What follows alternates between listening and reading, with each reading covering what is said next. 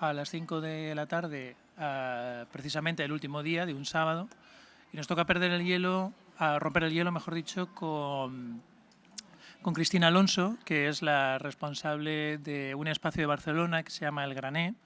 El Grané es un espacio donde se trabaja desde la fase más básica a lo que es la creación contemporánea en el ámbito de artes escénicas, mucho más particularmente en el ámbito de la danza, pero pasan también otras cosas que no tienen tanto que ver con la danza, sino con todo tipo de disciplinas adyacentes. Cristina además es una vieja, no por vieja porque ella sigue siendo muy joven, pero es una fiel seguidora del festival y además pues una de sus actuales cómplices. Cristina, yo supongo que esto que te digo de que eres una fiel seguidora del festival no solamente te viene de trabajo, sino que te viene también de inquietudes personales, ¿no? Sí, hoy es un día que da una sensación así de viajar por la ciudad de afición, ¿no? Con todo lo que tenemos así de esta acción deportiva y diría que justamente yo me siento seguidora de este festival que hoy podríamos llegar, que llega al 3, ¿no? O sea, que en ese 1, 2, 3 te das cuenta cómo pasa de rápido el tiempo y cómo de golpe y porrazo me hace a la vez a mí reflexionar sobre el concepto de cuánto tiempo ha de estar un festival que intenta mostrar de alguna forma otras metodologías artísticas, otras formas de hacer, conceptos como, por ejemplo, programación expandida, que últimamente suenan de una forma recurrente y constante y que hace 3 años sonaban un poquito menos y que se empiezan a marcar o a empezar a definir, en el que un festival no estuviera tan definido por una única disciplina, sino que estuviéramos más cercano de lo que sería el concepto de las artes vivas, no enmarcando única y exclusivamente lo que serían artes escénicas, en la que hubiera una complejización no solo de lo escénico, sino también de las instalaciones, de exposiciones, de charlas, de encuentros, de laboratorio, de encontrar también una situación de diálogo entre el público, el profesional, los artistas. Yo he entendido así el concepto más de programación expandida, en el que de alguna forma Fernando Pérez con este festival empieza a marcar, y cuando explicaba un poco el concepto de ese 3-2-1 me pareció como muy recurrente, muy interesante, sobre todo por esa agilidad en referencia a que lo contemporáneo y lo actual y lo del hoy también necesita tener un principio y un final. Pero ahora no sé si tiene que ver con la morriña o tiene que ver con el monumento también del fin, en el que me hace cuestionar si 3 ediciones son excesivamente cortas para un festival, ¿no? ¿Y por qué te parecen cortas? Es decir, ¿crees que allí se podría conseguir muchos más objetivos con un recorrido mucho más largo? Y en ese caso, ¿qué objetivos serían? ¿Cuáles serían? ¿Una consolidación de públicos? ¿Un acompañamiento o consolidación de artistas? Yo te diría que, como decías, en esa situación de fidelización, yo también he sido fiel a las 3 ediciones, ¿no? Y para mí hay un boca-oreja que ha generado el festival del primer año a este totalmente distinto.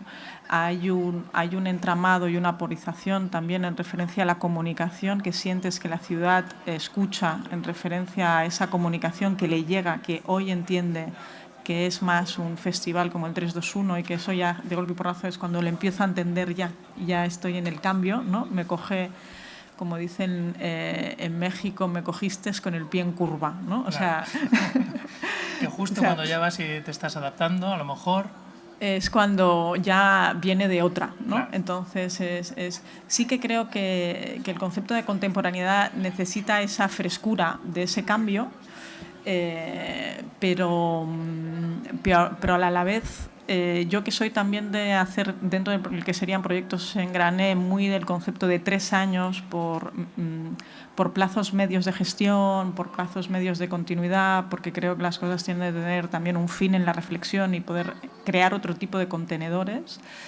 en un festival así como que tiene una complejización y un encontrarte con un público que empieza a entender dónde estamos, me lo cuestiono si 3 ediciones es demasiado corto, ¿no? Sí, yo puedo entender esa reflexión, pero ahora conforme lo ibas diciendo estaba pensando, porque en el fondo cualquier programación es una forma de contextualizar, es el papel en blanco sobre el que tú escribes algo que otra persona va a leer, en ese caso el receptor de las propuestas artísticas. ¿Y si en este caso estuviésemos en un caso en el cual el contexto no necesitase de una fórmula de festival definido, o fuese solamente que el contexto ya fuese dado, el de un espacio donde poco importa si el papel es reciclado, el papel es blanco, el papel es más acartonado? Siempre todo lo que se escriba en ese soporte va a ser bien entendido porque el contexto ya está relativamente claro, ya está relativamente bien hecho, ¿no? Y estaba haciendo esa reflexión, es decir, que no sé si a lo mejor, pues como tú dices, los 3 años es corto o poco importa si son 3 años, ¿no? Porque a lo mejor cualquier otro formato que vuelva a surgir puede funcionar. Sí y no, te diría, ¿no? Porque creo que, o sea, cualquier formato creo que puede funcionar en un término generalista, en el término de contemporaneidad.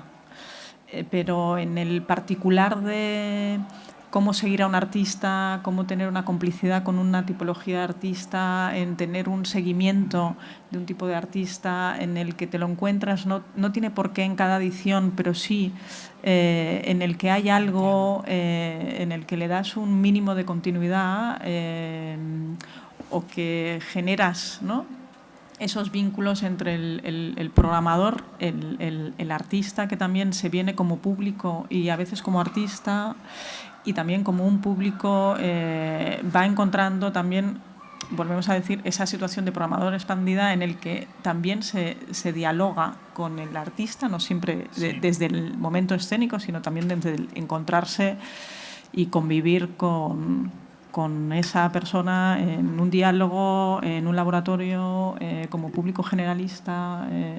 Y yo creo que ese cambio, eso lo vamos a perder. O sea, sí, entiendo lo que me dices. Pero ahora déjame volver otra vez de nuevo a este concepto de programación expandida. Porque es un concepto que puede quedarnos como muy profesional, muy para la gente que trabajamos esto de construir contextos para programar cultura, ¿no? Para programar incluso artistas.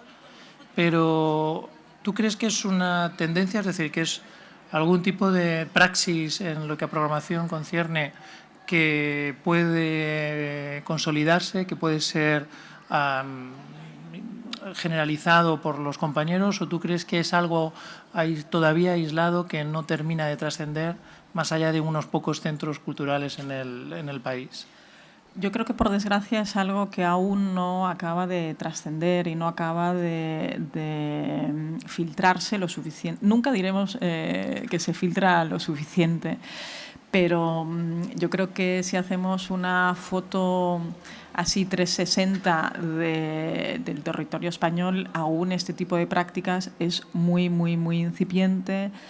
Ahora de golpe porrazo me viene a la cabeza el programa del Teatro Rosalía de Castro como un programa de teatro público con una programación expandida dentro de lo que sería su propia programación, en el que como teatro público te diría que me sobran dedos de una sola mano y que tendríamos pocos ejemplos, ¿no?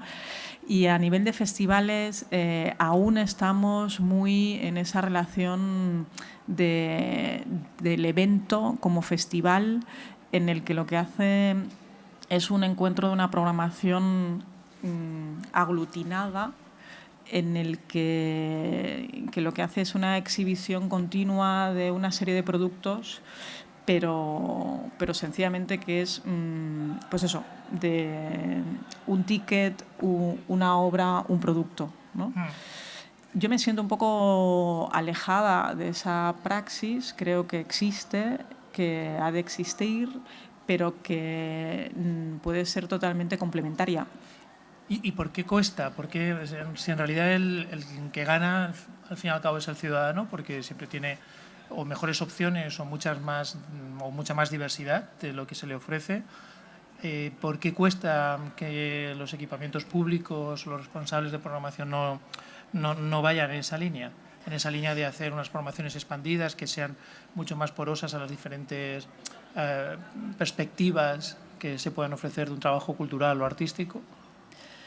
Yo te diría que una programación expandida obliga a otros tiempos en la programación, otros tiempos en los cuidados, otros tiempos con los diálogos con los artistas. No sencillamente es levanto el teléfono, esa obra me gusta, tienes unas fechas libres, sino significa dialogar mucho más allá, compartir con el creador cómo esa pieza que él conoce y que conoce de una forma mucho más extensa posiblemente que el propio programador te ayuda a establecer otros códigos o otros vínculos con otras obras o con otras situaciones que puedan pasar por la ciudad. Seguimos no pensando en la articulación, seguimos pensando mucho también hasta entre los propios festivales de estos son mis días, yo programo mis días, pero… Una óptica de recursos, ¿no? Yo tengo esto y lo tengo que maximizar y eso es lo que tengo que ofrecer. Y no creo que sea un tema de incapacidad, sino que creo que tiene que ver con el tema de los tiempos. El nivel de programación que estamos teniendo, los equipos en general son equipos con pequeños recursos de personal, con una situación también de conocer los recursos económicos a tiempos muy cortos, con lo cual la realidad de los artistas es que se conoce a qué festival va a ir a 3-4 meses vista y con lo cual ya estás en el tiempo de la ejecución y poco en el tiempo de la reflexión, de poder… De cómo hacerlo mejor. De cómo hacerlo mejor, de cómo ver otras sinergias que están sucediendo en la ciudad y que pueden ser perfectamente complementarias. Sobre todo para mí hay un tema clave dentro de lo que sería el concepto de programación expandida, que es el tema de la articulación, no del sumar, sino del saber articular bien. Y eso significa descodificar las obras y la mirada en la ciudad en la que uno constituye ese festival no solo como mi evento, sino como dialoga ese evento como algo diferencial dentro del propio territorio, ¿no? Hazme alguna fotografía respecto a Barcelona, ¿no? Que desde las perspectivas fuera de Barcelona se puede tener la idea de que es una ciudad ejemplar, modélica, activa, etcétera, etcétera. Luego sabemos que siempre las cosas desde dentro tienen muchos más matices. Pero hazme alguna fotografía de este tipo de buenas praxis, de buenas prácticas en lo que a una forma de acompañar a los artistas o de programar puedes reconocer tú en tu entorno más inmediato, que es Barcelona. Queda fatal porque, claro, hablar de uno mismo a veces es como complicado. Pues hazlo como si fuese en tercera persona, es decir, como hay un espacio que… Hay un espacio en Barcelona que se llama El Graner, que es un espacio público y que intenta tener una mirada heterogénea y pública, sobre todo porque entendiendo lo público no como algo para todos, sino en el que, dentro de lo que serían… Está especializado en el tema de la danza, pero no hablamos de una danza, sino hablamos de múltiples danzas y hablamos también de el concepto coreográfico desde una mirada abierta de lenguajes de movimiento. ¿Eso qué significa? Que las categorías en el que cuando hemos hablado dentro de las artes vivas, hemos hablado de teatro, danza, audiovisuales, esa hibridación se ha cortado porque las artes justamente son vivas y yo creo que Gran es un espacio que responde a eso. A nivel de programación, así te diría que dentro del Teatro Mercat de las Flors ha habido una programación durante 4 años en el que ha llevado Quim Pujol con Marc Oliver y conmigo, que estábamos en una… Que era como una programación periférica a la programación regular del teatro en sí. Correcto. Y que también ha tenido esa mirada planteada mucho más amplia, que ha intentado articular la realidad que pasaba en la propia ciudad, en el que estuviéramos hablando de que no todo tenía tiene que pasar en las cuatro paredes también de tu propio edificio, sino que esa programación en la que hace otro en la Tapias, en la Miró, en una conferencia, en una biblioteca, forma parte también de esa programación propia y te la invives como propia, ¿no? O sea que... Pero vamos a descender un poco más sobre el barro, a ver qué es lo que encontramos. Yo hace poco fui a un concierto en el Auditorio Nacional en Madrid, que era algo así como los Bermud y Bach. En realidad eran unos conciertos de órgano en los cuales durante los descansos había Bermuds en el hall del auditorio. Todo aquello parecía como un poco un sacrilegio, esto de montar puestecitos en el hall del auditorio para que productores locales vendan vermú y quesos y cosas así. Pero hablando con la gente, además, veía que algunos de ellos estaban entusiasmados por un cambio en la programación y otros a veces enojados. El cambio era que no entendían por qué se estaban haciendo conciertos sobre música de El Hobbit o El Señor de los Anillos o música de cine, y que se había abandonado un poco los programas clásicos de un auditorio, ¿no? Entonces, lo que estoy intentando es también llevarte a lo mejor a lo que le pasa al auditorio en Barcelona, ¿no? Que Barcelona también el auditorio de Barcelona también ha intentado como abrir su concepto de programación, mojándose e intentando permeabilizar su programación con conceptos que vienen de la cultura popular o de la cultura más masiva. ¿Tú eso lo ves posible en este ámbito en el que tú trabajas, como es el de las artes performativas, el de la danza y el teatro, dejar permeabilizar algunos lenguajes algo más populares o más masivos? ¿Existen esos lenguajes como tal en esta disciplina de las artes escénicas? Yo creo que sí, y hay prácticas concretas y reales de colaboraciones que, por ejemplo, te diría que la programación del 2015 de abertura del Mercat de las Flors va en esa línea, en cómo pues la Orquesta de la Copla de Ciutat de Barcelona hace un trabajo con hip hop, o cómo de golpe porrazo estamos hablando del concepto tradicional en otras lecturas, ¿no? Seix Gelabert ha intentado hacer todo un trabajo, Sociedad Dr. Alonso ha intentado hacer todo un trabajo en referencia a la significación y a la relectura en referencia a lo tradicional. Y después yo creo que el concepto de lo tradicional a veces lo tenemos como tradicional popular, y después hay otro tema de él que tendría que ser como la transmisión, ¿no? Entonces, para mí también hay otro elemento en el que la danza contemporánea en estos momentos ya tiene una historia de 30 años muy fuerte por parte de coreógrafos en estos momentos donde conozco más catalanes, en el que ya hay podría haber perfectamente una situación de transmisión, de relectura de aquellas metodologías y de aquellas praxis que cuando hablamos de tradición, para mí no es solo tradición, sino también es transmisión, y cómo a eso le damos una vuelta al concepto no de la tradición clásica popular, que también es posible, sino en el que estamos aún como muy cegados, en el que es imposible revisar lo histórico y lo acontecido, y que todo tiene que ser como nuevo, ¿no? Y entonces esos diálogos intrageneraciones yo creo que empieza a ser una necesidad de mirarse entre generaciones distintas y entre formas de hacer distintas, y qué pasa con esa transmisión de saber, ¿no?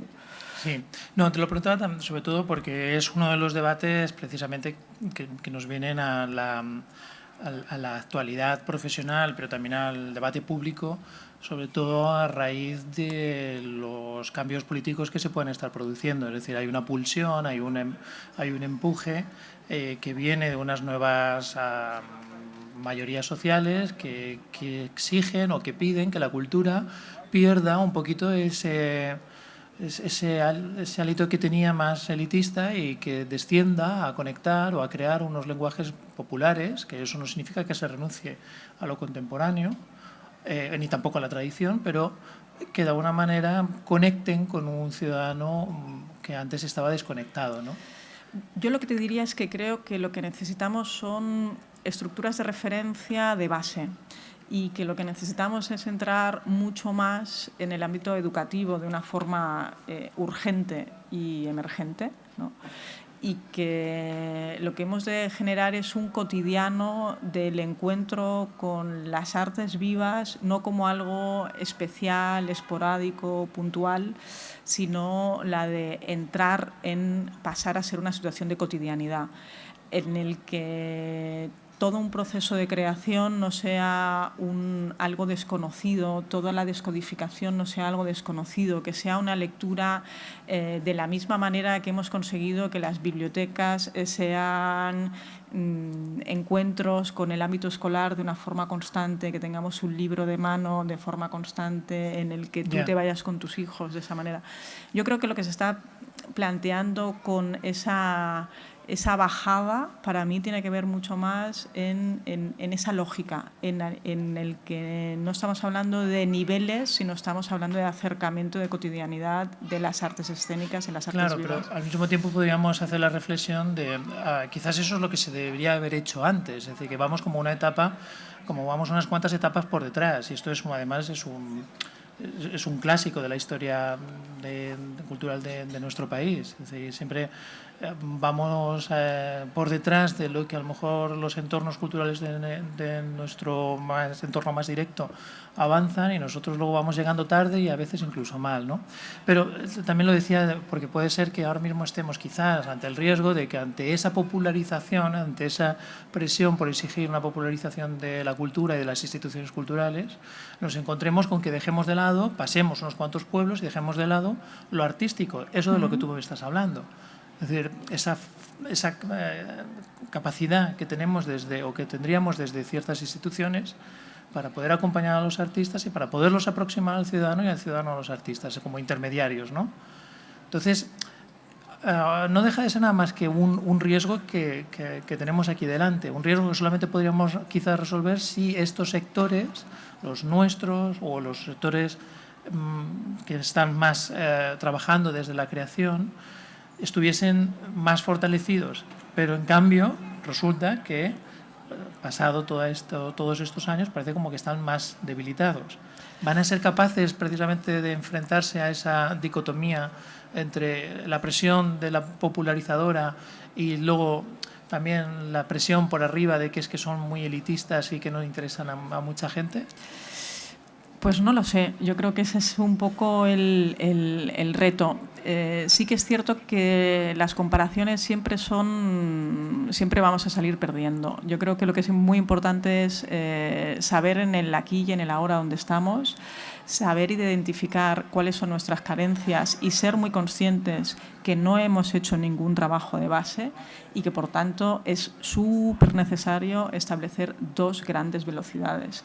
Y en esas dos grandes velocidades en el que, de alguna forma, acercarnos a esas diferencias de distancias que tenemos países tan cercanos como Francia, como Alemania, en el que de esa Europa que estamos hablando, en el que tenemos una gran diferencia en estos términos, podemos tener una situación en la que se igualen esas situaciones de distancia, pero hay una frase que para mí me parece como muy clarificadora, que es como cuando uno hace un corte de media, siempre tiene una tendencia a bajar la media para abajo. Y entonces yo creo que ahora nos toca ser valientes y intentar que esa media sea denotable y sea una media para arriba. Y eso significa tener dos tipos de equipamientos, dos tipos de velocidades y dos tipos de realidades que no se contradigan una con la otra, que se sepan saber mirar y que, por tanto, ahí ha de haber un trabajo de mediación intrainstitucional muy fuerte, pero que hemos de ser la valentía de tirar para arriba. O sea, y también interinstitucional, es decir, entonces intra, y me parece todo con toda la lógica, pero también entre instituciones, ¿no? Y hablando de esto, también yo una de las cosas que he hecho en falta de nuestro sistema cultural es precisamente lo aislado que pueden estar algunos agentes los unos de los otros.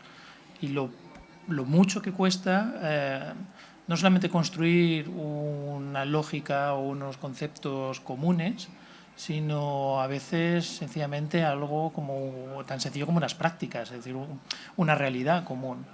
Entonces, aquí, bueno, te diría quizás un poco que intentes explicar qué hay de positivo en esas dinámicas que tenéis en Grané intentando colaborar con unos y con otros, porque a mí ya me parece de por sí una tímida, porque tampoco sois la institución estatal de no sé cuántos, pero sí una práctica válida. Mira, nosotros sobre todo lo que hemos intentado es, como Grané, situarnos mucho en esa imagen de estructura de referencia pública y ser muy conscientes en el que nosotros teníamos casi, por decirlo, una única mirada y una única mirada subjetiva. Con lo cual, si estamos hablando de que no hay una danza, sino que hay múltiples danzas y que aparte de múltiples danzas hay muchas formas de entender el lenguaje del movimiento, necesitábamos muchas alianzas. Y la forma de aliarnos, sobre todo como centro de creación contemporáneo, fue pensar quién era quien estaba asumiendo el riesgo en ese momento. Y quien estaba asumiendo el riesgo en ese momento eran los festivales. Quien estaba asumiendo el riesgo con el artista, quien estaba asumiendo el riesgo de coproducción, quien estaba asumiendo el riesgo de carta blanca, quien estaba asumiendo el riesgo de apostar sin ver obra final, eran los festivales y una tipología de festival.